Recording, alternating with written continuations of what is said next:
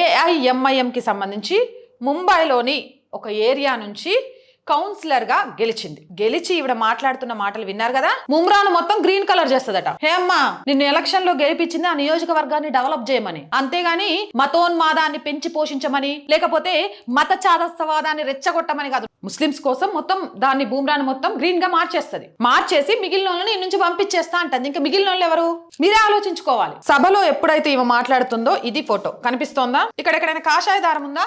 లేదు. అలాగే ఈమె వేసుకున్న బుర్కా కూడా లేదు. కానీ అదే టైంలో ఈమె ప్రెస్ మీట్ పెట్టినప్పుడు ఆటోమేటిక్ గా చేతికి కాషాయం దారం వచ్చేసింది. కనబడుతుందా? ఇడ నేను సెక్యులరు, బుర్కా వేసుకొని నేను ఎంఐఎం పార్టీలో ఉన్నా కాబట్టి ఆకుపచ్చ రంగు చేస్తా, అదే బీజేపీలో ఉంటే కాషాయము, ఇంకో పార్టీలో ఉంటే ఏమ్మా ఏ బీజేపీ లీడర్ అయినా నేను ఈ నియోజకవర్గంలో గెలిచినా ఇక్కడ మొత్తం కాషాయం రంగు పూసేస్తా, హిందువులు తప్ప ఇంకెవ్వరు లేకుండా వాళ్ళని నరిమి కొడతా అంటే ఈ పార్టీకి సుడో సెక్యులర్లు, సుడో మేధావులు, కమ్యూనిస్ట్ భావజాలం వాళ్ళు, మానవ హక్కుల వాళ్ళు, ఇంకా ఇంకా ఇంకా ఎంతో మంది గొంతులు చించుకొని అరిచేటోళ్ళు ఇప్పుడేమైంది?